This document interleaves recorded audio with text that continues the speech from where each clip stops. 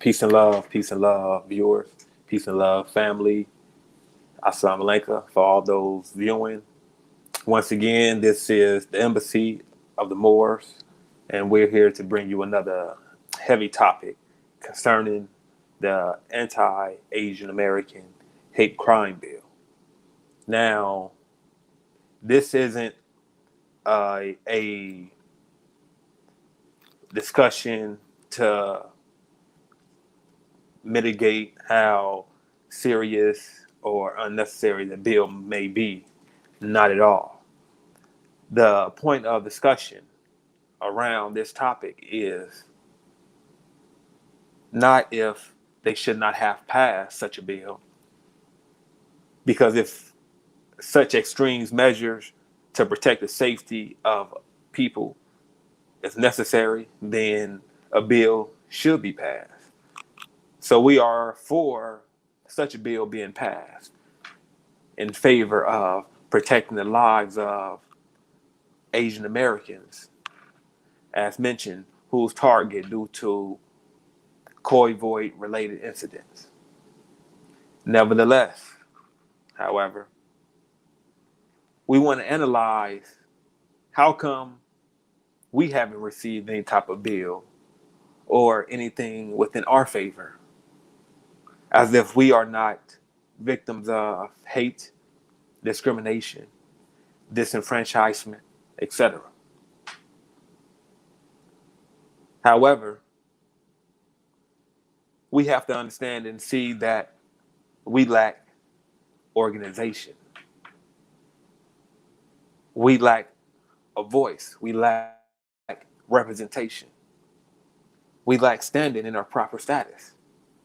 And these are the things that leave us with the empty bag, which leave us with no remedy to none of the problems that we suffer or encounter within our lives or in general as a people. Whether from the early 1900s when we were being lynched, there was not a bill passed in our favor, all the way to the 2000s, where we have live footage, recordings of us being killed, murdered in the street by what's called policy officers, which are just reconstructed patty rollers. So these are problems that we suffer from. However, we have not received a bill. There's nothing in our favor that will ever be passed by the United States. And it goes deep into the rabbit hole. And some of the points we will try to touch on in detail so that we can have a clear understanding of why nothing is passed in our favor and why does it seem our voice does not matter. We should not expect nothing from the United States. And this is one of the great felons, first off. All of these years we've been here, we like to say our ancestors died so that way we could vote. Okay, how far have we come?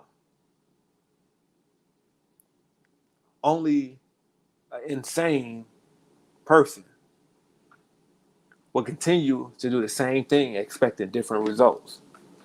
So for us to think that voting and creating some type of safe road for us to get to the voting polls to vote is the answer to our troubles here in this wilderness of North America, then you are in error to think such. Only if voting for our own within our own dual society is on the menu, then this is where we can now really see progress, where we have a safe space to develop our own administration, to develop our own perfect union. But if we are not voting amongst each other, to better self-govern ourselves as a collective. But we have in mind the idea to vote within the same oppressive system that had us as slaves for 400 years, then we are insane. And this is why the United States, half of the population is on prescribed medication. Because we suffer from an illness right here in this land. But we have a tendency to think that others around the world have a problem. The anti-Asian American hate crime bill to protect the lives of foreigners, because this is the interest of the United States. You see, but us as a people, we are not underrepresented. We are unrepresented because we choose not to band together as a collective on a smaller scale. But instead, we want the same ones that murder us to save us, to change their ways, to change how they view us and their paradigm, instead of us going for ourselves, as if we don't have the means and the full measures to be fully equipped to build our own world. Yet, this is why we continue to waddle in this misery that's really only a black problem. I would like to, get, some insights, some ideas from, the panel. I would like for them to also introduce themselves before we further continue. Please join the stream. Peace, peace, peace and love, brother. Peace and love, peace and love. All right, go ahead and introduce yourself. Yes, welcome friends, family, Moorish Nation, from local and around the world. Thank you for joining us. My name is Salik Ali, and I'm happy that you're here. Sit back and relax, and hopefully you can get in on the discussion. Please don't forget to subscribe and also join the discussion. There's a chat button at the bottom, and you can type in any questions or concerns you have along the subject title. And of course, don't forget to donate to the cause, because this is for us. It's like FUBU, but without shenanigans. This is for us, by us. And this is exactly what we need at this point. We went through Trump, but it ain't over.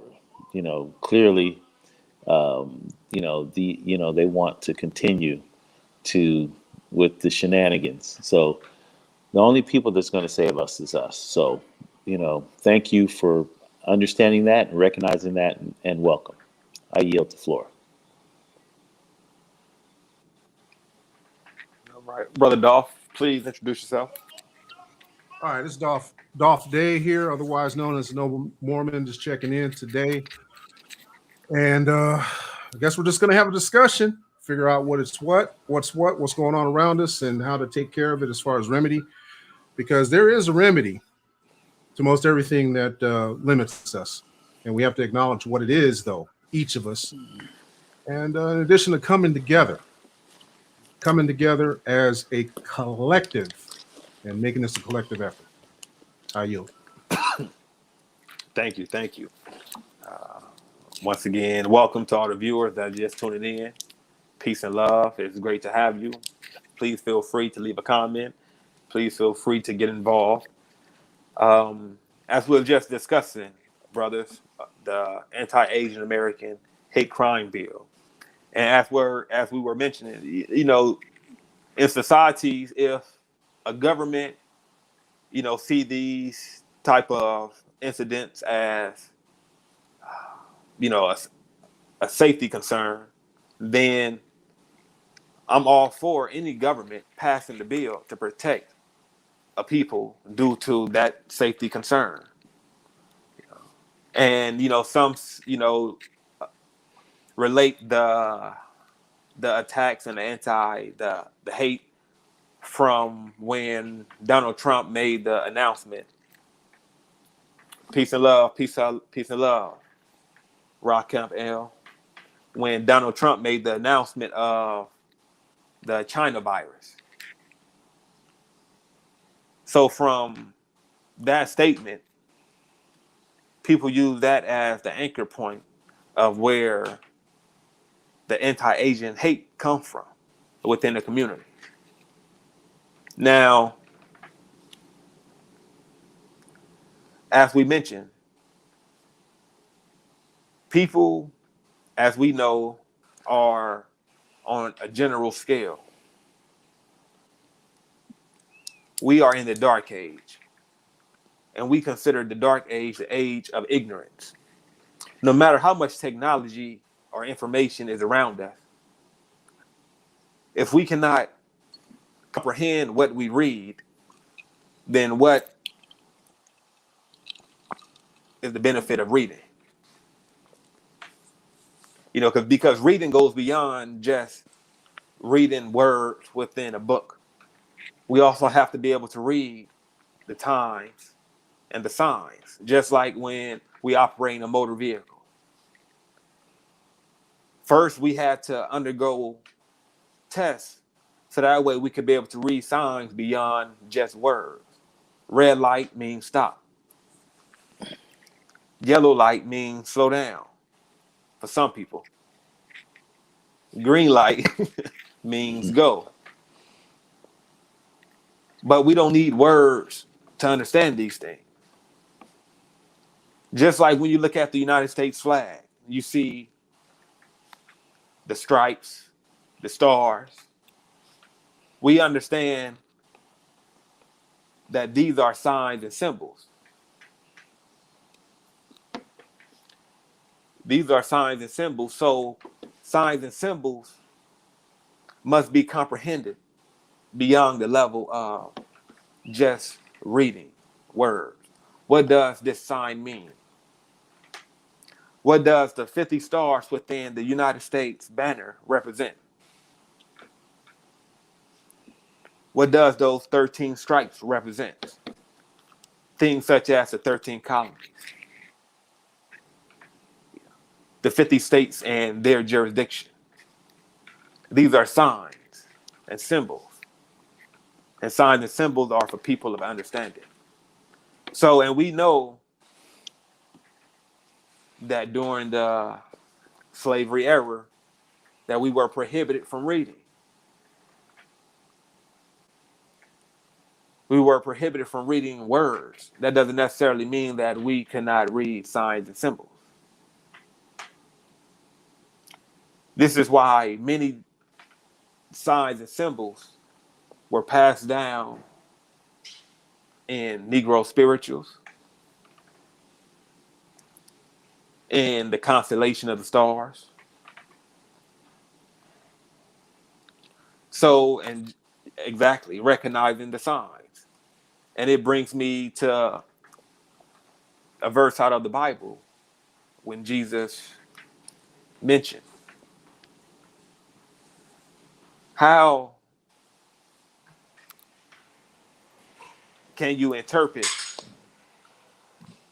not the signs and the seasons, but you can interpret everything else?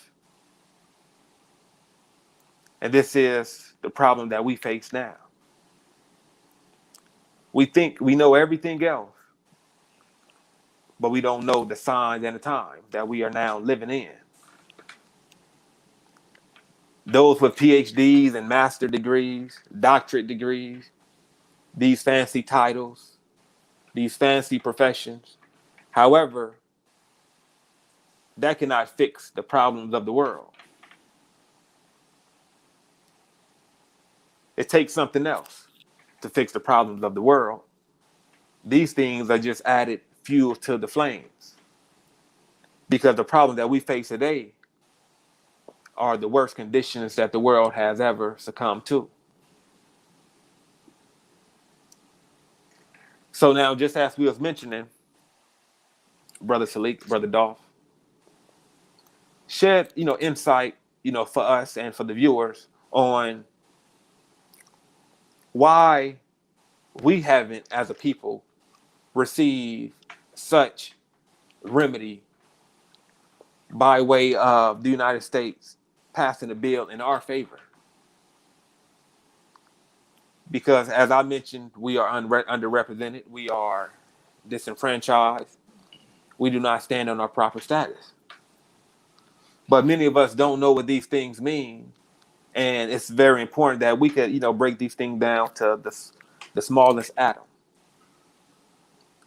What is status? When we say Asian American, what comes to mind? This grouping of people, breaks down into nationalities. Exactly. And we don't fall within that grouping because we are classified as Black people. And if you could just give us a little bit of insight on that matter, we would be grateful, please. Yes. Again, thank you for allowing me to share. Thank you for the visitors. I want to point out one of the things that is key. Our people are suffering from something that is so traumatic that and so misleading. And the one thing that is nationality. So if I were to ask you, hey, what's your nationality? Most people that look like me are going to say Black or African American, or even if you're older, some people say colored, or Negro. The fact of the matter is, if you were to Google any one of those titles, and they are titles, and they were created here in the United States, you will see that they're not associated with a nationality. Black is not a nationality. It was created in 1779 under the colorable laws. You can Google and look that up. So, why is it important? Because the status that you have denotes your nationality. And when you're a part of the League of Nations, there's a certain amount of respect that is noted in the UN, the United Nations, as far as nationality. And so the fact of the matter is, so what are we? We're Moors. And so that's our nationality. That is important. I won't get too heavily deep into that, but the fact of the matter is, Black legally, if you look this up, under the legal term, it means civiliter mortuus, which means legally dead in the eyes of the law. So we still have no standing. If you read the Dred Scott case, you'll see that clearly he was denied rights, and the decision in the United States Supreme Court denoted that. So that case has never been overturned, nor has it been ratified. So that still puts us in the same position, which is chattel or property. So they're arguing to right now, today. This is not in the past or something that I'm making up. Today, if you watch your news, they're arguing over the Civil Rights Bill. Okay. And they're trying to gut it. What does the Civil Rights Bill denote? It denotes our rights as so-called Blacks to vote. So every 25 to 40 years, Congress comes together and they make a decision whether to give us the privilege to vote. So why aren't we like Asians or, Colombians or Italians or Germans that come and become American citizens? because they don't have a civil rights bill. It's a privileged right, which means it can be taken away. Like you give your children the privilege to go outside, which means you can take that privilege away. So Right, these are, brother Salih. yes, Just right there. Um, Let me chime in. sure. And before I do, brother Mustafa, peace and love, peace and love. As you just mentioned, and about the privilege, to Hmm. vote, which is a problem because before, when the United States was founded, before you have the 15th Amendment, Hmm. they gave us the privilege to vote in the U.S. Constitution. People were already voting, Right. you know, That's correct. and and that's the thing that we fail to miss is during the Reconstruction era, slavery was just reconstructed, Hmm. to fit a more modern context.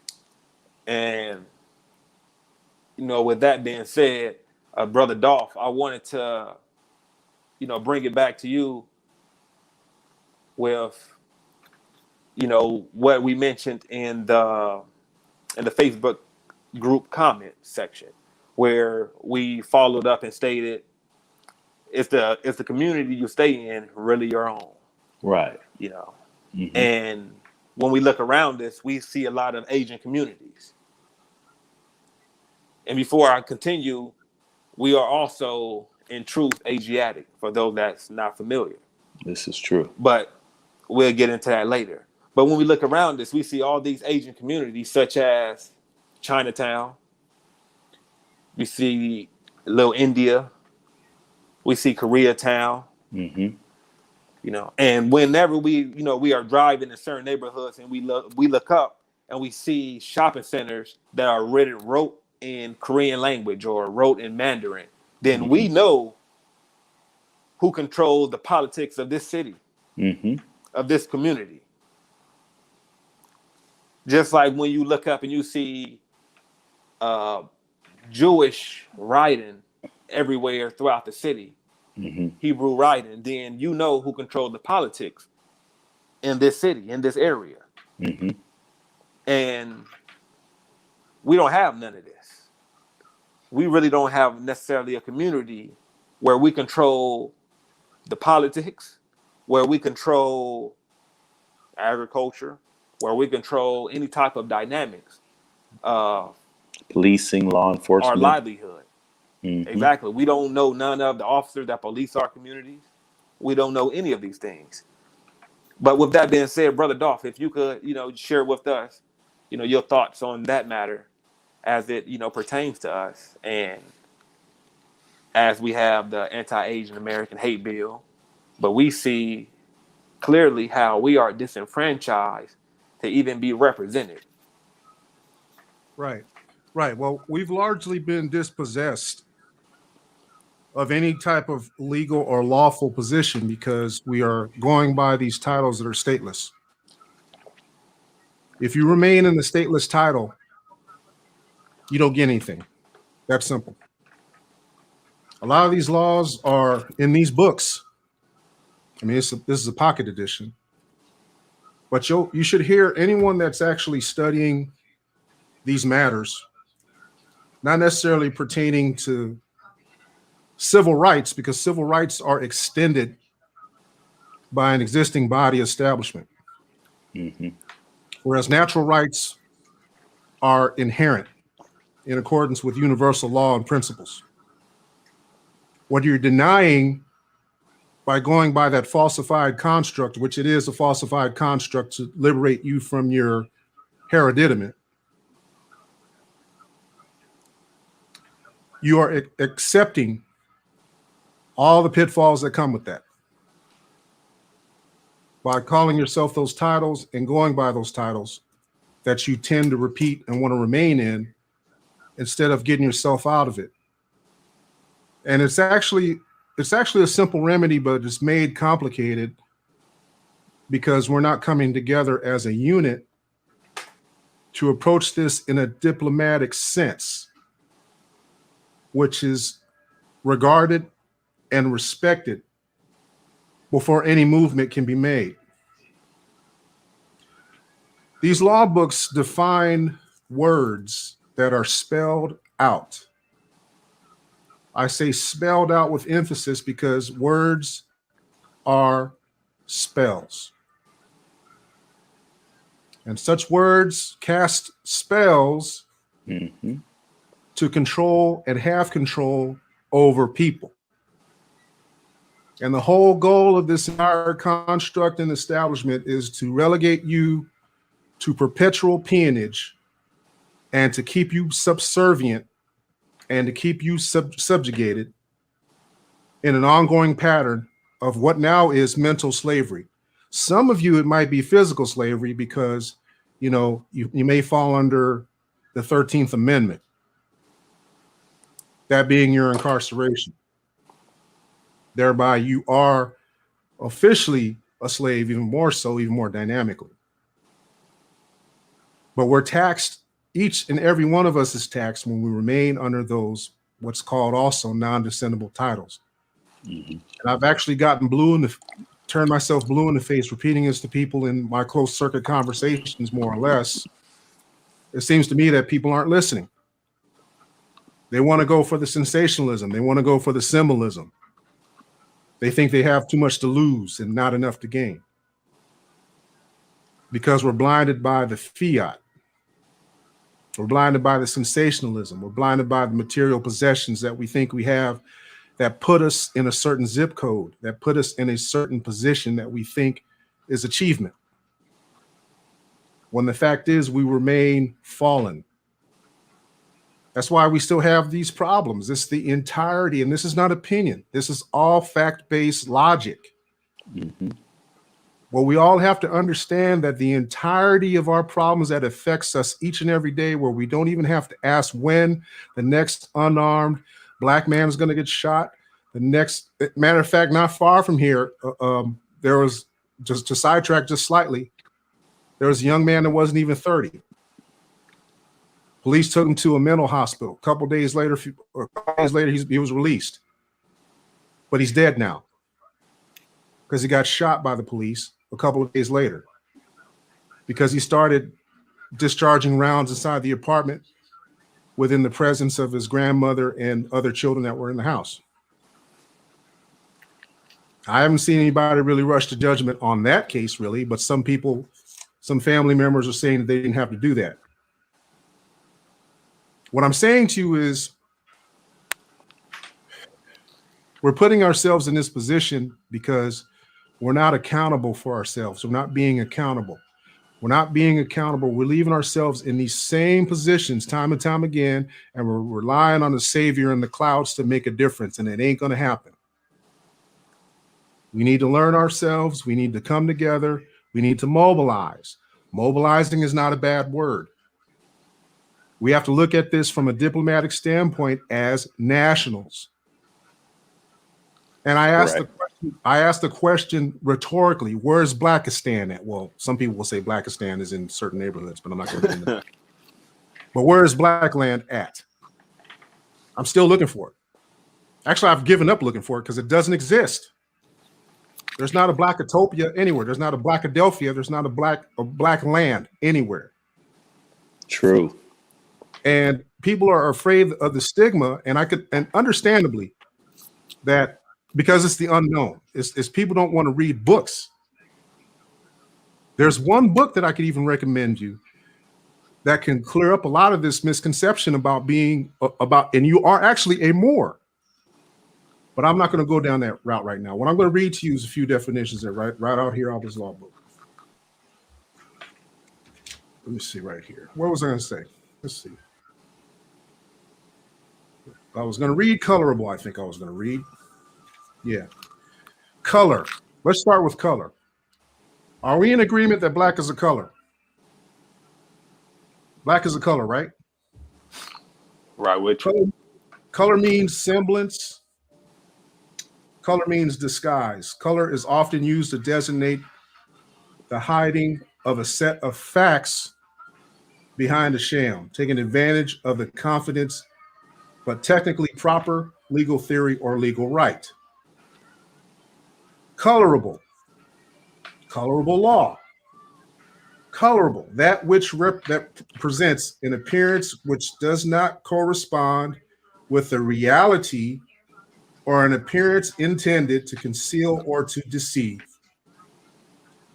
One last one for you, just in case there's still some residual confusion. Color of law, mere semblance of legal right. Mere semblance of legal right. I'll say it again for the Umar fans out there. Mere semblance of legal right.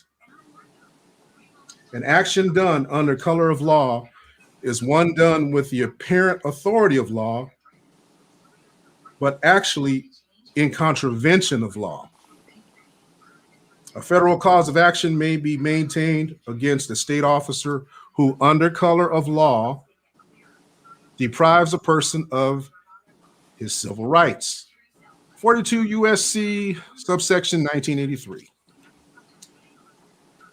Got to read books, people. Got to read books because it'll clear a lot of things up. Because these law books and etymology dictionaries will help you to read this properly. This is important. Then you'll know what actually matters to you. The people that are extended these civil rights, they have a nationality. People are miffed at the fact that, oh, so they got the Asian hate bill passed before a black hate bill passed. Let that sink in. What does black represent in colorable law by definition? What does it represent? It's a rhetorical question, but it demands an answer. See, and I'm not going by emotion here. I'm going by facts. I brought you out the books. Books clear things up, you know? And the whole thing about this, about them being extended these rights, these civil rights, is because there's a difference between nationality, your national identity, versus a group of people or peoples or persons rather that have none. Mm-hmm. That's the marked difference. They have, not only do they claim their nationality and their status, they happen to have a nation home. They happen to have a nation home. This is supposed to be our nation home. But we're not, we're caught up on other stuff, right? We're caught up on other things. We're worried about those other things I talked about earlier. Materialism, status based on zip code, the type of car you have, the type of tennis shoes you bought. Just saying. So we need to get out of all those things that keep us distracted. But yet you want to stand in line and put gasoline inside plastic bags. I'm not mad at you. Right. But I'm just saying, I'm getting a little bit frustrated because we're not seeing it. We're not getting it. The calcification set in some people. Mm-hmm. And it's starting to blind a lot of us. I'm not putting myself on the pedestal, but I yield the floor. Thank you, Brother Dolph. Thank you. You know, family. It's very important that, you know, we understand after things mentioned, because with all that, you know, that was said, it's important for us to know that our status, our nationality, we are the last to come into our own. And, you know, as we discussed before, it's not a one source remedy where, you know, we expect people to think, well, I'm a Moorish American, I know I'm a Moor, and all of your conditions changes. It takes for us to do something. We have to be active. And that's the thing that's lacking. Just like in the scripture where you have the parable of the seeds being given to those when the seeds fall by the wayside, you have those that fall on stony ground. You have those that fall on rich soil. So the thing being, everybody's not going to receive the message the same way. Some people are going to get a month's worth inspiration and going to strive and research, do their due diligence, and then going to give up because they ran out of gas. Because they was not firmly rooted in the things that they were searching for. Because the seed that they was given to them disingenuously. Some people is going to yield those fruit on rich soil and it's going to manifest 100-fold. Nevertheless, we don't expect, as mentioned, everybody to call themselves by one name, because when you look at the nations around the world, the Edonim that many go by is what we refer to as a nationality. But within those nations, they go by their tribal names, their tribal affiliations. They go by different designations. But as a whole, as a conglomerate, they have a common nationality, which we also do have. No matter on a smaller level, tribal names that we decide to go by, what pet names may appease us, nevertheless, where are those that are willing to get active to establish those things necessary for independence economically? Because you can't have spiritual independence unless you have economic independence. You cannot have mental independence unless you're striving for economic independence. Because if another nation or another people could control your economy, then they also control the capacity of your mental thinking. They also control the capacity of your spirituality. And this is why we are spiritually broke. Because our economy is non-existent. We don't strive to establish these type of things to endeavor business amongst each other. Instead, we want a one-shot fix. We want to come into awareness or consciousness and think everything is just gonna fall into place. Not necessarily. You see, because the same strife and turmoil and toil that we produce during our unconscious state, we also have to be willing to give some type of effort in our conscious state. And this is where we are now. No matter what we call ourselves or what we decide to appease ourselves with at the moment with our appellation, the key thing is who's willing to get active? Who's willing to participate or to give a helping hand on the smallest level? This is what brings development. Everybody don't have to agree on this one thing. However, it's something that we can agree on. And one thing that we can agree on is that we don't have our own.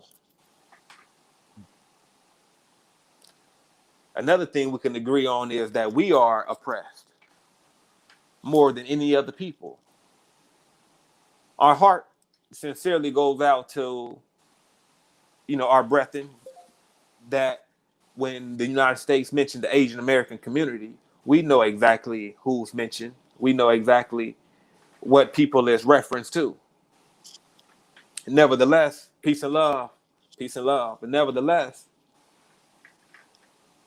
it's important for us to be aware that we don't have a community of our own. We don't have no type of representation. Many of us that participate within the city councils in our cities, we don't see a remedy from that. We don't see potholes getting fixed. No matter how many times we done went to the city council and sat at a board meeting, nothing is changing. Every corner is a church. Nothing is changing. You have so many, even, in prison, they call them jail lawyers. And you got them out there in the prison and you got them out here in the streets, jail lawyers. And that concept is lawyers that can't get you out of nothing. So the thing being, we lack activity. And just as the scripture mentions us in its fulfillment, we are referred to as being dead.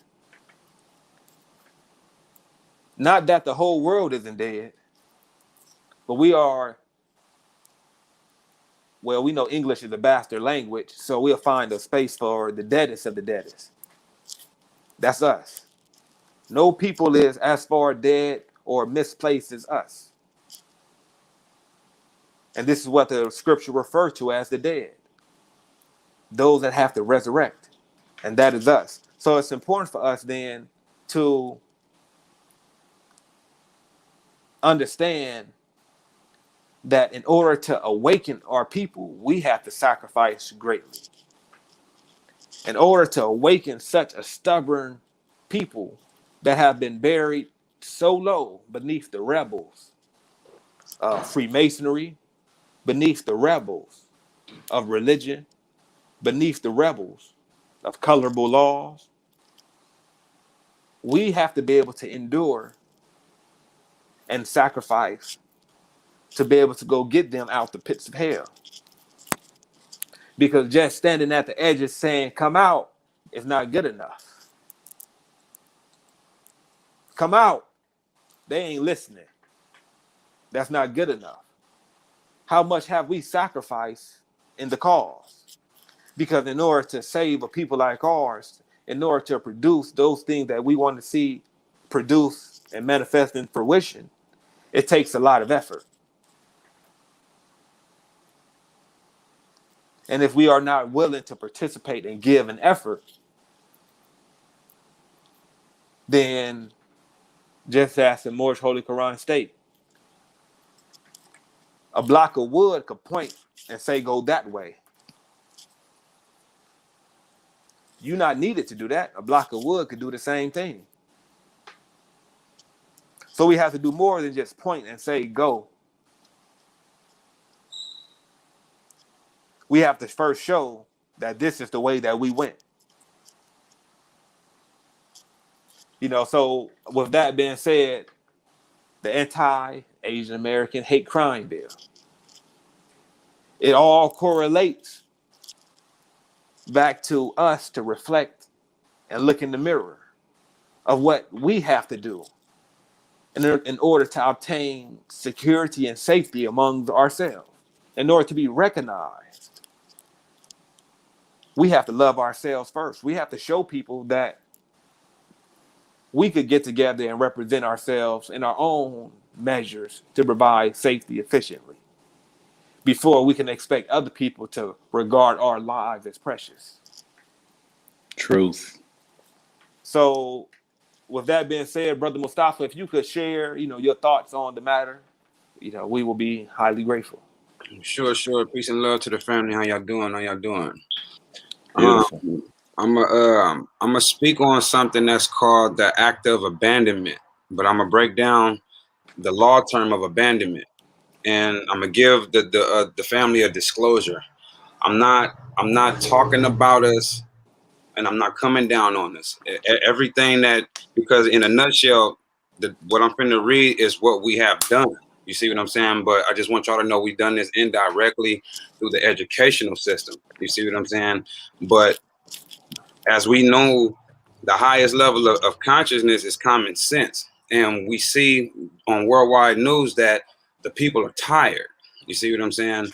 So I'm gonna base what we've been doing in the sense of what we have yet to recognize that we've been doing, but understanding we have to stop being in the state of abandonment in order to fix the problem as a whole. And like Brother Dale said, this ties in correlation to the anti-Asian American hate bill, you know. So and you notice they only did that to stop the war. You see what I'm saying? When you got diplomatic relations, you can't just defile the individual any kind of way, because you risk going to war with that other nation. You see what I'm saying? So the United States, the corporate company, they had to put this bill in place because they don't want to risk going to war. You see what I'm saying? So let me get back to it. So abandonment. It says the surrender, relinquishment, disclaimer, or cession of property or of rights. Voluntary relinquishment of all right, title, claim, and possession with the intention of not reclaiming it. So just right there, in a nutshell, we have abandoned something with no intention of reclaiming it. But again, through education, we don't even know that this is what we've done, because we don't know this is our home. You see what I'm saying? We think we're somewhere else. True. So keep going.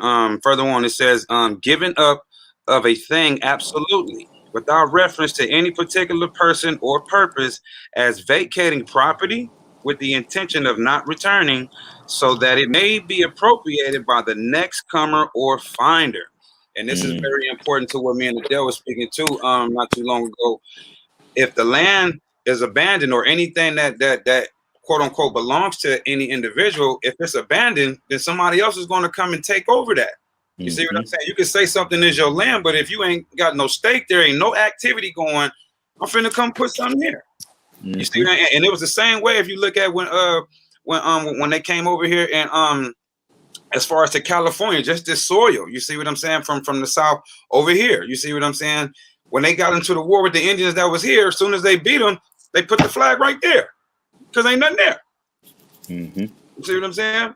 So further on, it says intention to forsake or relinquish the thing is an essential element to be proved by visual acts. Okay, so I'm gonna read that again. Intentions to forsake or relinquish the thing is an essential element to be proved by visual acts. The voluntary relinquishment of possession of a thing by owner with intention of terminating his ownership, but without vesting it in any other person. Again, you just gave it up. So like how they say in the will, you pass something down to the family, but then you hear some wills where nothing goes to the family. And this is in that case where nothing went to the family. You see what I'm saying? This is the context that it's speaking in. You see what I'm saying?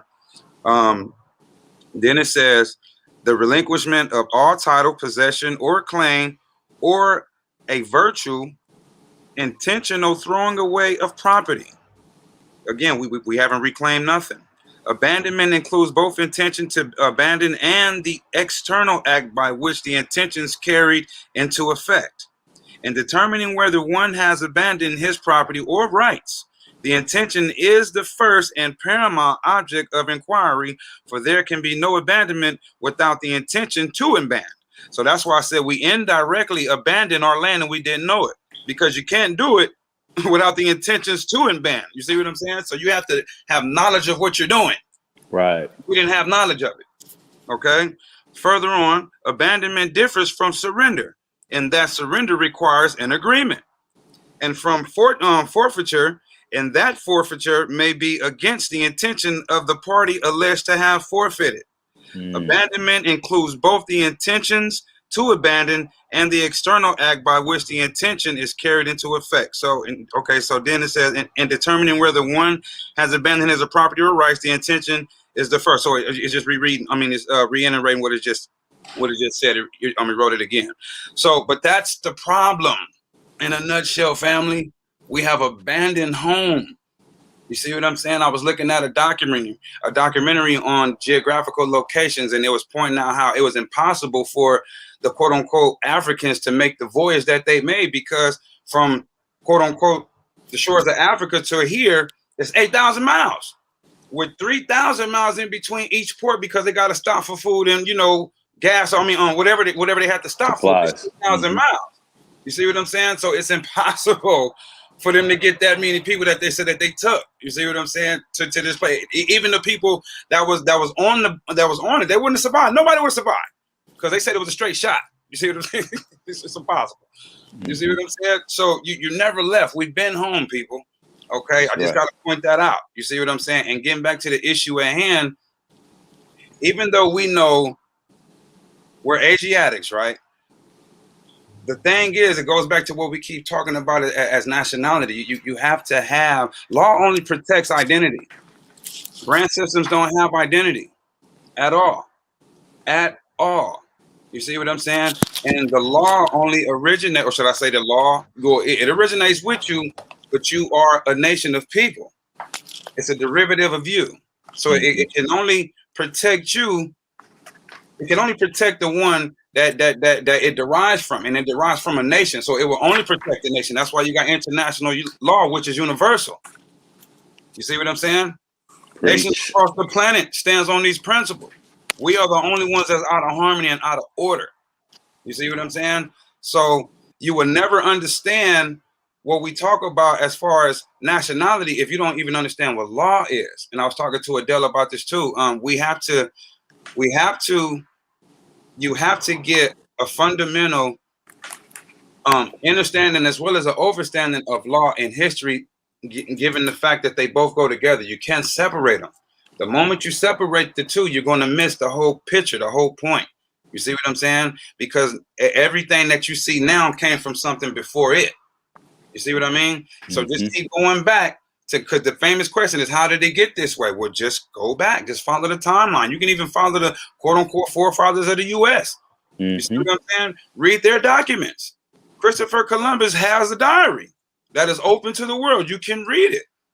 You see what I'm saying? So you have to do your research on the history to understand the laws that came from the history that took place, from the events that took place in history. You see what I'm saying? But history changed from history, which is our story, to their story.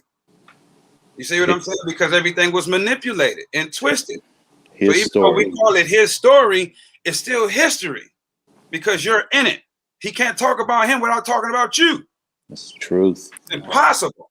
Even if they give you different names in the Bible, you just go. I mean, certain names even in the Bible, you can look up those names and see who these people were at what time. You see what I'm saying? The names might be off with the characters, as far as the individuals. You know what I'm saying? You feel me? But for the most part, the setting and the people are real. Truth. Exactly. Thank you, Brother Mustafa. So I yield the floor with that. Peace and love, family. Thank you for that. And just to follow up with, the message that Brother Mustafa just shared, I want to read out of the Moorish Holy Quran, chapter 45, quickly, where it states the divine origin of the Asiatic nations. The divine origin of the Asiatic nations. 1. The fallen sons and daughters of the Asiatic nation of North America need to learn to love instead of hate, and to know their higher self and lower self. This is the uniting of the Holy Quran of Mecca for teaching and instructing all Moorish Americans, etc. You see, and that's that right there is the degree that we can't over miss or under miss, because it let us know that this is the uniting of the Holy Quran of Mecca, because that's the law book. The law book that Moorish American descendants live by is the Holy Quran of Mecca. This is why when we say the Moorish Empire, for instance, Mansa Musa, Mali. Mansa Musa was a Moor, but he was also a Malian from the Empire of Mali. But now, what type of jurisdiction still does Mansa Musa and his empire relate to the empire that was in Marrakesh?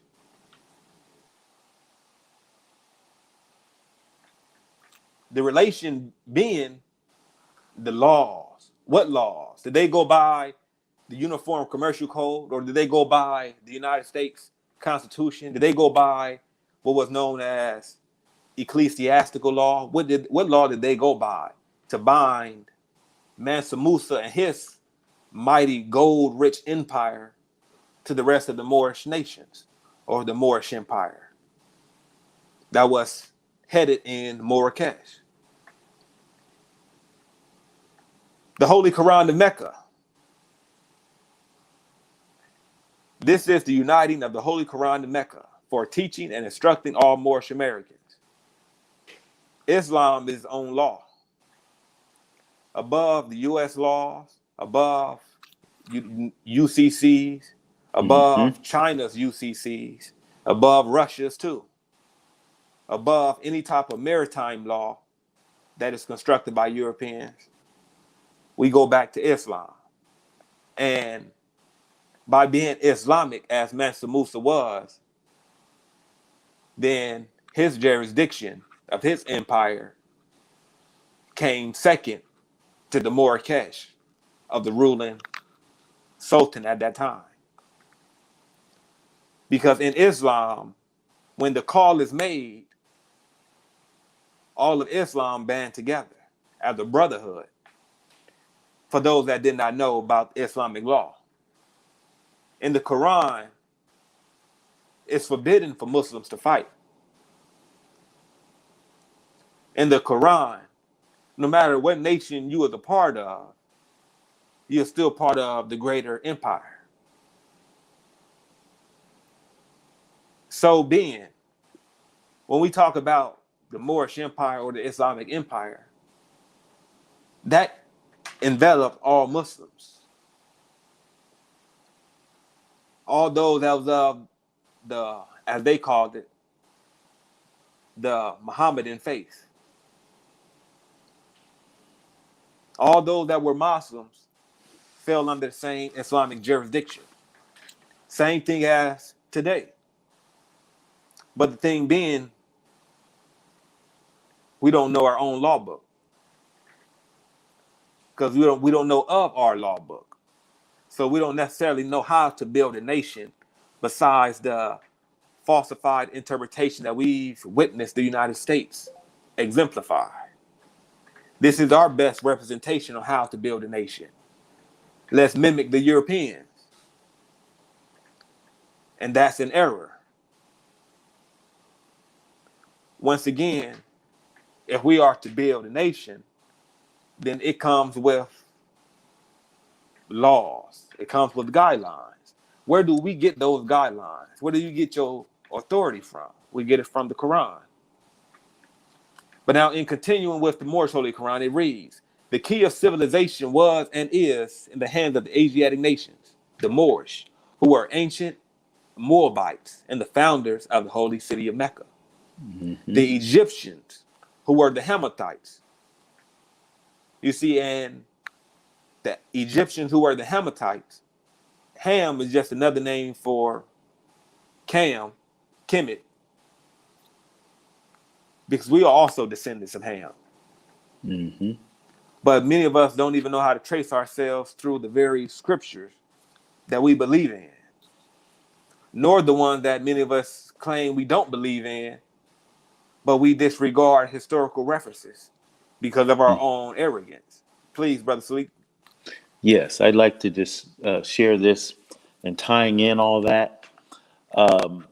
Many of us suffer. There's a good book by Vernon Howard. It's called Mystic Power. Okay, 1 second. Before you get into that, Sure. I'm gonna finish up. Okay. The Egyptians, who were the Hammatites and of a direct descendants of Mizraim, the Arabians, the seed of Hagar, Japanese and Chinese.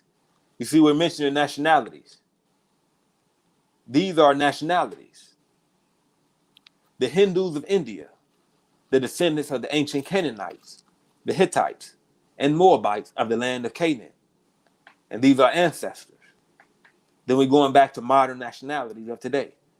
In verse 5, the Asiatic nations of North, South, and Central America, the Moorish Americans. You see, that's one of the nationalities that's on the continent of North America. Out of 3 nations, Moorish American and Mexicans of North America. You see, Mexican is a nationality that represents a nation of people on the continent of North America. These are nationalities. Prophet Noble Drew Ali recognized all of them as nationalities. They are not Moorish Americans. They are Mexicans with the Mexican nationality. Brazilians, Argentinians, and Chileans in South America. These are nationalities. Mm-hmm. And just as it mentions ours also on here, which is Moorish American, we share North America with our Mexican brethren. But we like to call ourselves Black today, and many other misnomers. So this leaves us from putting ourselves in a proper context of seeing ourselves as a people. Because Blacks were never designed to be a people. They were always designed to be just furniture that came with the United States, European society. Property. Mm-hmm. So when we recognize ourselves as being a people, then we'll see that we also need a name. And that name must have historical, lawful, and foundational references for us to tie ourselves back to the Tree of Nations. Mm. With that being said, Brother Salik, if you can make it briefly as we begin to close. Yeah, and I want to make this brief. And what Brother Adolph was mentioning, especially about the Moabites, Canaanites, those of you who follow the Christian faith, religion, you can find this in your Bible. It speaks of the Canaanites, the Moabites, which are the Moors. So you want to, really research that. And I was speaking earlier about Vernon Howard. He wrote a book called Mystic Power. And he says a quote in here: "You cannot escape from a prison if you don't know you're in one." And I'll say that again. You cannot escape from a prison if you don't know you're in one. That's our problem. We do not know that we're in a prison. We're in one. Okay. Brother Dolph mentioned universal laws and the remedy. Okay. And I want to share real briefly with that. You cannot have an up without a down, an in without an out, a left without a right, off without an on, etc. So we have a remedy, and the remedy is what we've been sharing with you for the past hour, and that is knowledge of self. Brother Dolph, Brother Mustafa, Brother Adele, we've all mentioned you've got to pick up these books. You've got to read. You've got to research, because your enemy is not going to make this available to you. Yeah, got to get active, participate. He has to keep you active. And on that, that's the very last point I want to make. And reading, however, just reading or even comprehension is not the answer. You must take action to what you know and what you have comprehended. So we don't need those to be sitting on the sidelines with pom-poms. We need you to take action. Subscribe, become a part of this nation, learn, pick up the books, pick up the education. Know thyself is written in the Bible, the Quran, the Torah, the Buddhism, and the hieroglyphics in either is the key. Know thyself. With that, I conclude. Peace and blessings. Thank you, Brother Salik. For all the viewers out there, go ahead and please follow up with us, sign up, join us, sign up for membership on our website, theembassyofthemoors.org. It will be placed in the hyperlink at the bottom. Thank you again for joining us. Please feel free to leave a comment.